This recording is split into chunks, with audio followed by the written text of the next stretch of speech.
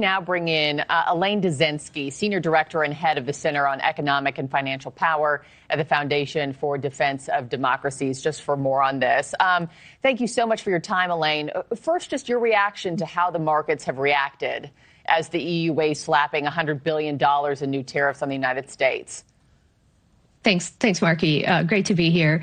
So I think the volatility is probably expected to some extent. We're living in a fairly tumultuous geopolitical moment, which is really heightened this week by the Davos conversation and this confluence of business leaders and world leaders talking about commercial diplomacy.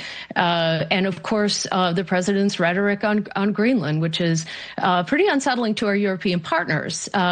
So I don't think that this is unexpected in that sense, but I do think some calm is probably necessary at this point. I think we will see coming out of the next few days some advancement on the conversations on Greenland, on some of the other major geopolitical issues.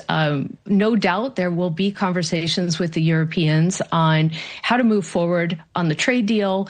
I know the administration would like to see more progress from the Europeans in terms of implementing the trade provisions that we've already agreed to. So the markets are responding in their normal way, but I don't know that this volatility is going to continue. Yeah, and just for everybody at home, we are keeping a live look. President Trump is now being helicoptered into Davos. He's leaving Zurich as we speak. Elaine, just to keep on piggybacking off of that point, I did find yesterday interesting because you take a look back to last year, right? And markets ultimately shrugged off fears of a trade war after Trump's Liberation Day.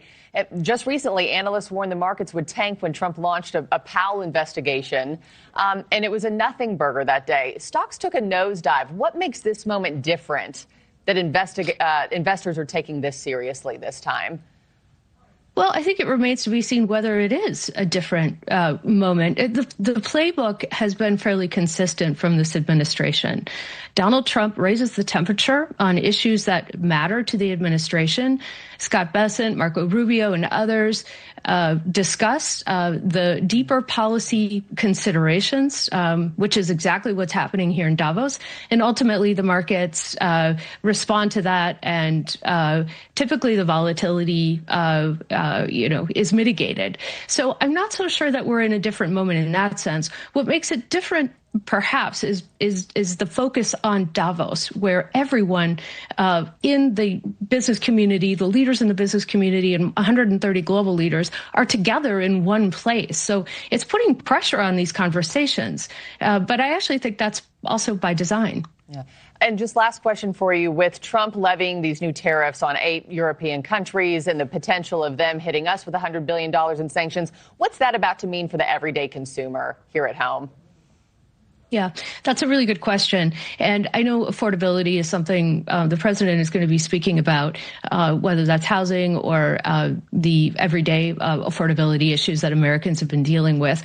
There's no doubt. I mean, volatility can translate into challenges for American consumers. So that's something that, everyone needs to be mindful of in these conversations, and moving towards the kinds of policies and the steadiness required to be able to deliver on lowering interest rates and making sure that consumers really aren't holding the bag, right, for this volatility.